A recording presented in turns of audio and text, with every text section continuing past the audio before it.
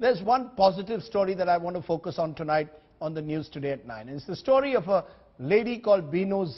She's the first 100% visually impaired officer appointed into the Foreign Service in its history of 69 years. Unlike other blind aspirants who depend on braille books, the 25-year-old from Chennai took to job access with speech, a software that assists visually challenged to read from a computer screen. She credits her parents for her success, and she's our showstopper, and she's joining me live tonight.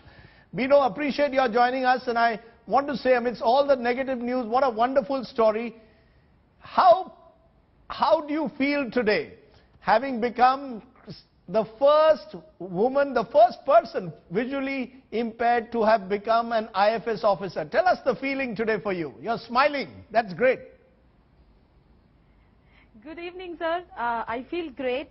When I got the mail from the Ministry of External Affairs saying that I'm the first 100% visually challenged person in India to be selected to enter into IFS cadre, I really felt proud, and my heart just gets filled with a sense of gratitude towards the government of India, the Prime Minister of this country, and the Chief Minister of my state, and every member who has really helped me to reach this particular destination. But who do you really give credit? For a moment, let's forget all the politicians. Who do you really give credit? Is it your family? Was it the fact that you took this job access with speech, a software that assists visually challenged to read from a computer screen?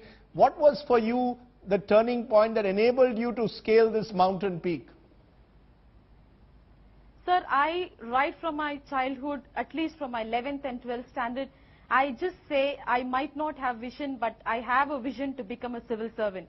So I think that sense of determination, that sense of perseverance has really enabled me to reach this particular place, sir. And how long did you have to study for it? How long was this exercise, this vision that you had to become a civil servant? Was it from childhood that you wanted to become one, or when did you decide to become a civil servant? So like any other child, I too had different aims. Like I just wanted to become a lawyer, I just wanted to become a lecturer. But from my 11th and 12th, strangely, the aim of becoming a civil servant just, it entered into my mind, and it got mixed with my blood. So when people wasted water, I just used to advise them, please don't waste water. And people just call me, oh, are you a collector to advise us? So from that moment, every single event that happened around me and my family, everything got clubbed together. Every single factor has made me to prepare for this examination, sir. And what is your goal now? Now that you're joining the IFS, do you hope to be one day Foreign Secretary? What would you like to do next? What's the next big challenge?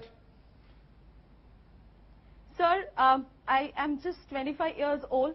So when I enter into the system, I really need to understand the system with the guidance and the help and the support of my senior officers. Right. So with their guidance, whatever best I could do, I would definitely discharge my duties with utmost sincerity, dedication and determination. And sir. You don't see yourself in any way suffering from a handicap, right?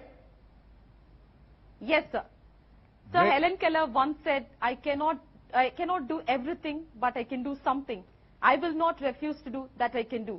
So I thought that Beno NL, would be able to achieve something and enter into the prestigious civil services of this country. So I did not refuse to do it, sir. I have done it.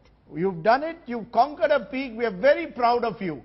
Congratulations today. You've lifted my spirit. In the midst of the depressing news, you've given me something to smile about. Wonderful story, Beno. Go from strength to strength. May you be an inspiration for many others. Thanks very much for joining me.